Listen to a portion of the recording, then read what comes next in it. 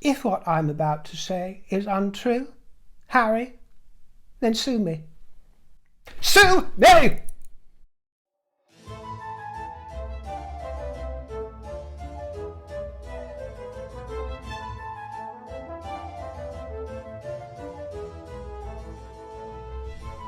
Welcome to the broadcast, my dear old fruits. I have some information to share with you.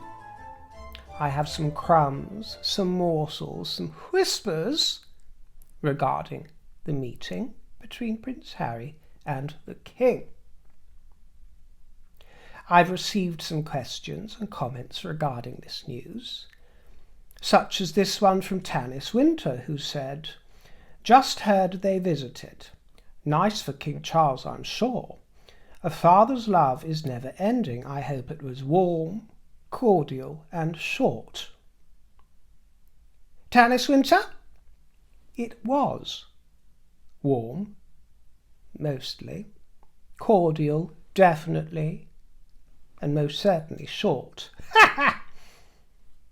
I have spoken to, and I should say corresponded with, associates of mine who proffered little crumbs of gossip into this meeting, so I will be able to furnish you with the whispers that have been given to me, and I shall furnish you with them presently during this broadcast. And if you've been following Harry's escapades, you'll know that he's been getting down with them youth, yes, with the young ones and the young guns. Me dancing ting, he says, me dancing ting. Me gonna chirps with the ute, me be a prince, but me down with the pauper. Yes, oh, Harry is such an everyman, isn't he? Look, he says, I've got the rhythm, just like Judy Garland, I got rhythm, because my children are black. Did you know that? Yeah, my children are black, which makes me half Nigerian by osmosis. So I've got the rhythm just like my wife. Oh, she is such a rhythmic princess of mine. Yeah. Let me spit some lyrics in your direction, my brethren. I'm going to spit those lyrics. No, I'm not hanging around awkwardly, like a cringeworthy old white guy in a dove grey jacket. No, that's not me. That's not me in my brioni, or whatever luxury togs he's donned for this occasion. I will say, in his favour, if you ignore what's going on the Carrot Top, the Dandelion Affair, then actually I thought that he looked great in this footage here, really quite well. Taking all things into consideration, he looks rather sun-blushed rather than the usual flushed pink, and his jacket conceals the scrawny build that we've come to know. Isn't it fantastic what clothing can achieve? This was at a community recording studio in Nottingham for his grand royalty of the Duke of Sussex, the rightful king. In all seriousness, it's totally unacceptable, actually, how Harry continues to conduct these affairs in an attempt to mimic working royalty and overshadow his brother. This is his game. We'll see it.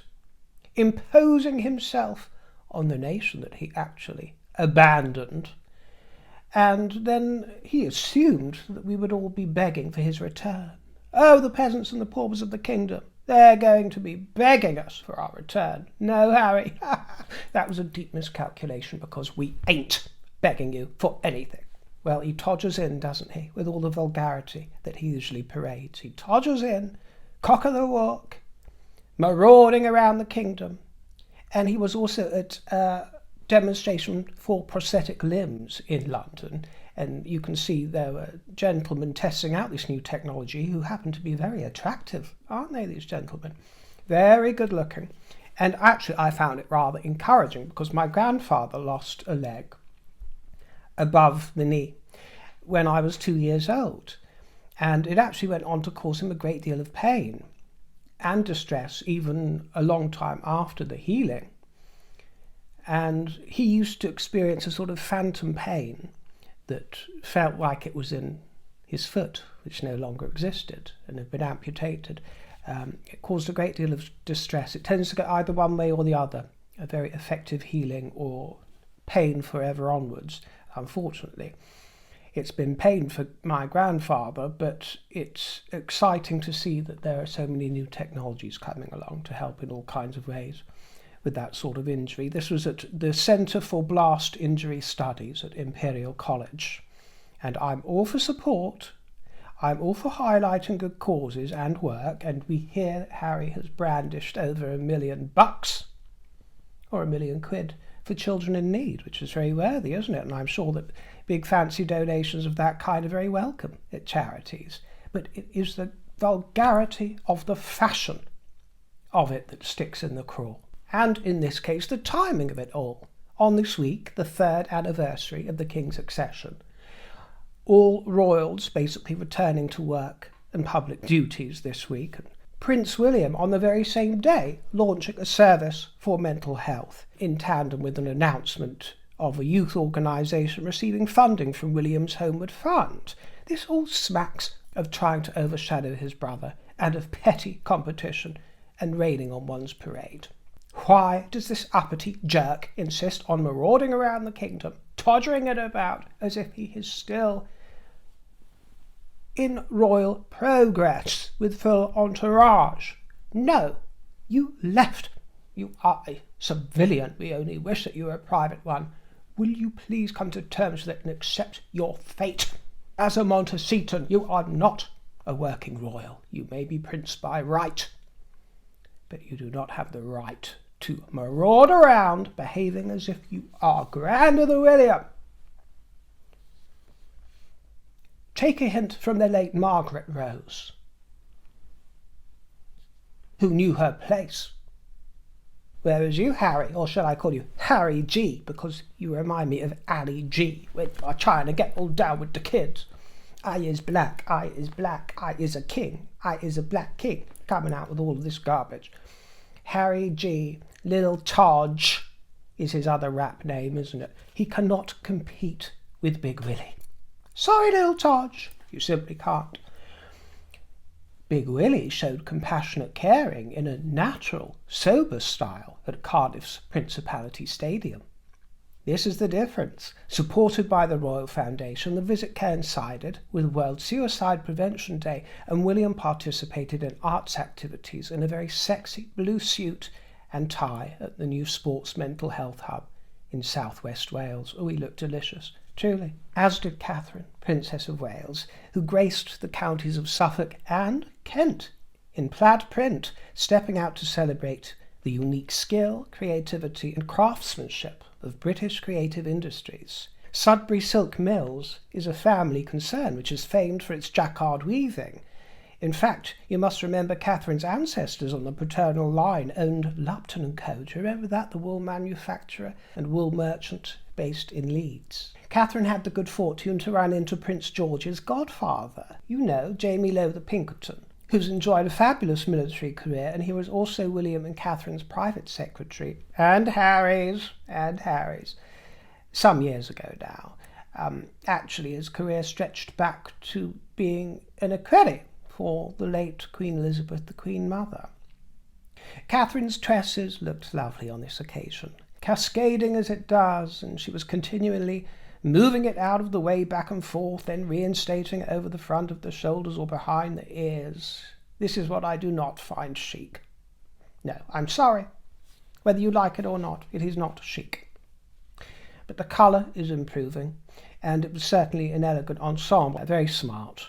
And then at the Marina Mill in Cuxton in Kent, Catherine had a go at silk screen printing with a pinny. She donned a pinny, and this was rather fabulous.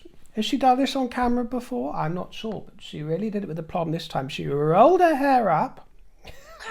She just snatched it up into this hairdo, and I don't believe she even used anything such as the bobble or a pin to secure it. She seemed to do it all with her fingertips, and it looked absolutely wonderful. Really lovely, and it would have been even more lovely if she had arrived with it in situ already. But that doesn't detract from the fact that it was fun to see her doing it and rolling it up. It was flawlessly executed. And this mill is famous for its furnishing fabrics, which are screen printed and hand designed out of an old Victorian mill on the banks of the Medway. And so we turn to the subject of Harry. A prince of a different safari. He can box like a fox, he's as dumb as an ox. But it's Harry Meghan plotted to marry. Buckingham Palace confirmed that the King and the Duke of Sussex had a private tea at Clarence House, as did a spokesman for Sussex, who also added, "No further comment." Does that sentiment, "no further comment," include the sequel to Harry's book Spare, presumably going to be called Despair? And seeing as he's no longer really the Spare, perhaps they could call it Number 5. Or Down the Rungs of Succession. Sliding Down the Ladder. That would be a wonderful title for the sequel, wouldn't it? Are you aiming to supply us with no further comment in your memoirs, Harry? Or in your interviews? Or your talk shows? The rest of your merchandising? I mean, you expect us to take you at face value. Well, this was the first face-to-face meeting between the two since February 2024. It's a long time, really, for father and son. At the time of recording this, no announcement or detail of a meeting with William has been forthcoming, but I am actually going to tread cautiously on that for a reason known to me. I know, as I told you in the previous broadcast, that Harry has been begging William, mainly via mutual acquaintances and friends, to meet with him. I know that. But William is not only resisting, but reluctant to engage at all. Believe me. But I also do know of at least one mutual chum between William and Harry, a go-between of sorts, who is influential in William's life, and he is encouraging rapprochement of some kind between the two, which is certainly not the view, by the way, you might be relieved to hear, of many others in William's circle, but this particular influential friend is trying to dove the olive branch, should we put it that way? So I will mind and proceed with caution on that affair, because we never know what's round the corner or the twists of fate. The King landed at RAF Northolt at 3 p.m. on that day from Aberdeen. He invested a Holocaust survivor with an MBE, so congratulations, Manfred Goldberg. And then it was to the meeting. Now, the press said that the meeting lasted 55 minutes. Then there was some trickle down with people saying it was more like 45. Harry was pressed for time, the King was pressed for time. Harry got caught in traffic because he didn't know about all of the tube strikes. I have received whispers about this tete-a-tete. As you may know, because I've offered them before and told you, I have sources involved with and actually placed at Clarence House. The whispers I've received regarding this matter do not come via the usual conduit. In this case, the whisper is second-hand, but my informant has no reason to embroider whatsoever, so I'm inclined to take what I'm told at face value. I'll go out on a limb, and I will not caveat the whisper this time. If what I'm about to say is untrue, Harry, then sue me. Sue me! Upon arrival at Clarence House, Harry relieved himself. I promised myself I wasn't going to giggle at that. Nature called, what can I tell you? Harry relieved himself, as he also did on his departure, by the way. 2 visits to the little boys' room.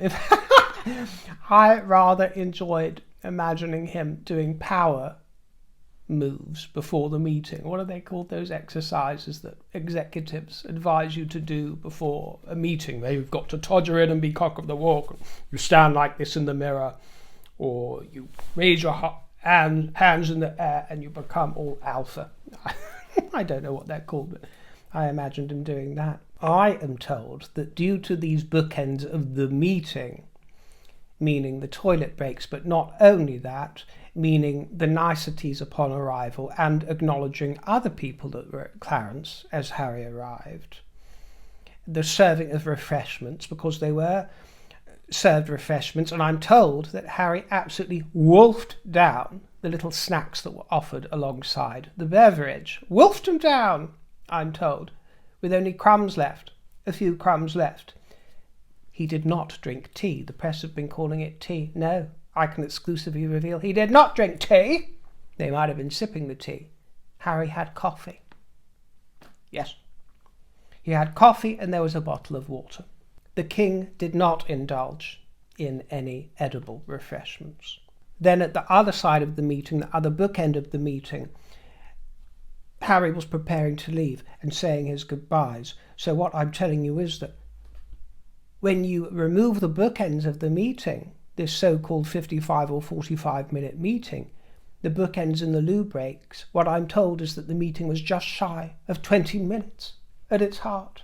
18 is the number I was given, but just shy of 20 minutes for the crux of the meeting. Do you understand? What can be achieved in such a short time frame? I don't know. Of course, any observer that I might have been able to reach via conduit was not privy to the meeting itself. I'm afraid they weren't hiding behind a curtain. Clarence House, so I can't tell you what was discussed there. What I can tell you is that Harry's disposition was rather nervy upon arrival, but jovial. You know that kind of atmosphere where one is trying to disguise one's nerves and anticipation with joviality and conviviality and hail fellow well met and all of that nonsense. And I'm told that afterwards, apprehensive is the word that was used. Apprehensive. What I can tell you is that during the meeting, within the bookended parts, they were not entirely alone. No, they were not. Not throughout. For the majority, perhaps, but not entirely alone throughout. At this point, I cannot divulge any further, for one reason, to protect sources. But we will see what emerges. It was cordial. The affair was cordial. Greetings were affectionate. Charles loves his son, Harry purports to love his pa. The departure was amiable, amicable, with undertones of resignation, I am told, coming from Charles. I'm told that the king's sentiments and the king's feeling was basically glad to set my eyes on him along those lines. Now, I'm going to tell you some words muttered by the king after the meeting, and I'm not going to specify where the king was when he muttered these words, and it's not because I mean to obfuscate or raise mystery or titillate in this circumstance. It's really not. It's because there is a delicate balance between what I can reveal, and I'd love to reveal everything, what I can reveal and what I must protect, and who I must protect, you understand? So I'm not going to specify if these words were uttered at Clarence House or whether it might have been in a car in transit somewhere during travel or elsewhere on that day. But it was on that day, and sentiments from the king were overheard. And the words and the sentiments that came from the king were along the lines of, he's not listening. And I'm paraphrasing there, but it was along the lines of, he's not listening, meaning Harry's not listening. But one line that was given to me verbatim was, it's not going in. It's not going in. I'm trying to get forth to you via an impression, the feeling of Charles. He's not listening. It's not going in. It's going in one ear and out the other. This is the sort of mood that I'm told the king was trying to express to those in his vicinity.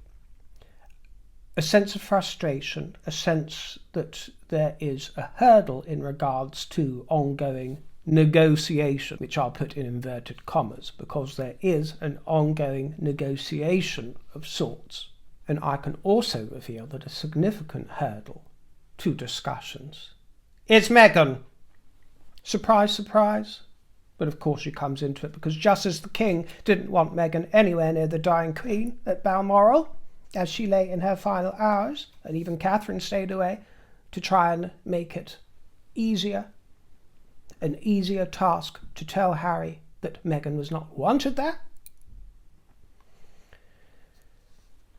Just as they didn't want her anywhere near the dying queen, the king is also loath to suffer her now.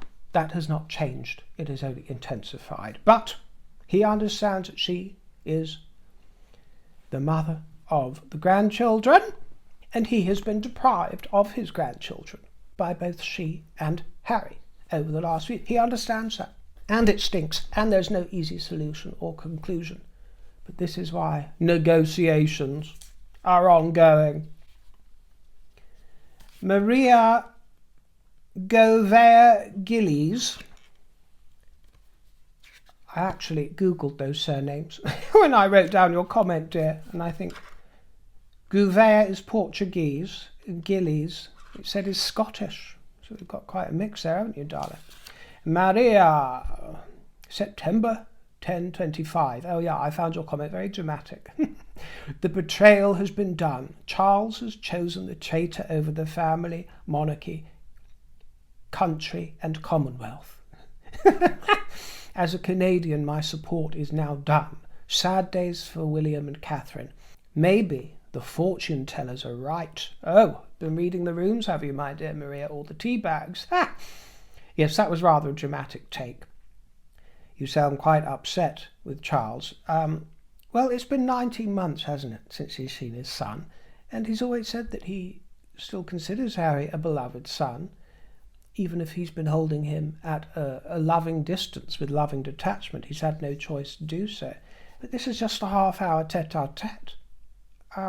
So saying betrayal, I don't want to disabuse you of your opinion, my dear, but it seems a little bit far-fetched. You know, I would hardly call it a betrayal, what we've seen this week. There are those of you I know who wouldn't blame Charles if he cut off Harry out of his life forever and never saw him again and refused to see him, as Meghan's done with Thomas Sr. There are those of you who would stand by that. And there are others, perhaps like me, who understand that fatherly, paternal love has a strength of feeling which simply cannot be denied in that kind of way, and would want to demonstrate compassion as an Anglican Christian whose message involves forgiveness and reconciliation. And it is my understanding that the King prays fervently for inspiration. It's Harry himself that told us how devoted the King is to his religious life, praying to Jesus, not to the gods of other religions, by the way, for those who might disparage, but praying to Jesus, to God, to the Christian Anglican God, for inspiration. It is a practice of his. So he is listening and asking and questing on this very difficult pathway, this very turbulent road. And where that road leads next is the next chapter of the story. I'll see you there. Thank you for joining me, my dears.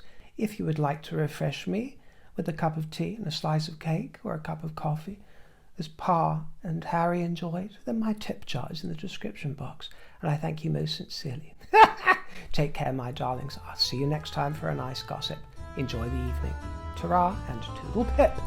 Channel the royal spirit.